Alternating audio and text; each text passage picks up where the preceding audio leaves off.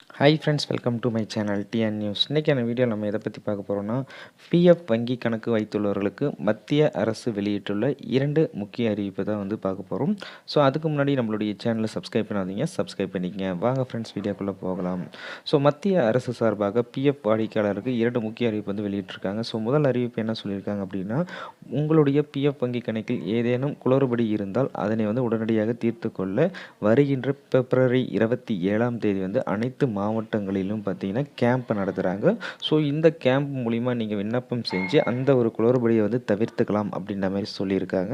So அனைத்து மாவட்டங்களிலும் இருக்கக்கூடிய அந்த பிஎஃப் வாடிக்கையாளர்கள் வந்து அந்தந்த இபிஎஃப் அலுவலகத்துக்கு சென்று இந்த கேம்ப் அட்டன் பண்ணி உங்களுடைய கரெக்ஷன்ஸ்களை வந்து தீர்த்து கொள்ளலாம். அதாவது தீராத பிரச்சனைகள் இருந்தால் உங்களுக்கு ரொம்ப டிலே பண்ணுறாங்க அப்படின்னா நீங்கள் இந்த கேம்ப் அட்டன் பண்ணீங்க அப்படின்னா ஒரு வார காலங்களுக்குள் அந்த பிரச்சனை வந்து தீர்த்து வைக்கப்படும் அப்படின்ற மாதிரி சொல்லியிருக்காங்க. ஸோ அடுத்ததாக பார்த்தீங்கன்னா இரண்டாவதாக இஎல்ஐ ஸ்கீம் அப்படின்னு ஒரு ஸ்கீம் இருக்கு இல்லையா. ஸோ இது என்ன அப்படின்னு பார்த்தீங்கன்னா, புதிதாக இருக்கக்கூடிய எம்ப்ளாய்களுக்கு வந்து மத்திய அரசு வழங்கக்கூடிய அந்த 15,000 ரூபாய் பிஎஃப் வங்கி கணக்கு தான். ஸோ இது எப்படின்னா 3 தவணையாக வந்து வழங்குறாங்க. இதுக்கு என்ன சொல்லியிருக்காங்க அப்படின்னு பார்த்தீங்கன்னா, அந்த புதிதாக ஜாயின் பண்ணக்கூடிய எம்ப்ளாய்கள் வந்து யுஏஎன், ஆதார் கார்டு, மேலும் பேங்க் பாஸ்புக் இது 3ம் கட்டாயமாக இணைத்திருந்தால் மட்டும்தான் இதற்கான தொகை வந்து உங்களுடைய பிஎஃப் வங்கி கணக்கு வரும் அப்படின்ற மாதிரி சொல்லியிருக்காங்க.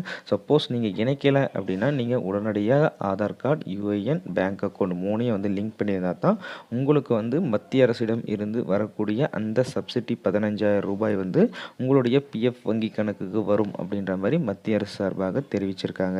ஸோ நீங்கள் இதுவரையும் இணைக்கலை அல்லது உங்களுடைய இபிஎஃப் அக்கௌண்ட் ஏதாவது பிரச்சனை இருந்தால் இந்த திட்டத்தின் கீழ் வந்து நீங்கள் வந்து விண்ணப்பம் செஞ்சு அந்த ஒரு பிரச்சனையை வந்து சால்வ் பண்ணிக்கலாம் அப்படின்ற மாதிரி சொல்லியிருக்காங்க. ஸோ தேங்க்யூ ஃப்ரெண்ட்ஸ், மீண்டும் அடுத்த ஒரு வீடியோவில் சந்திப்போம்.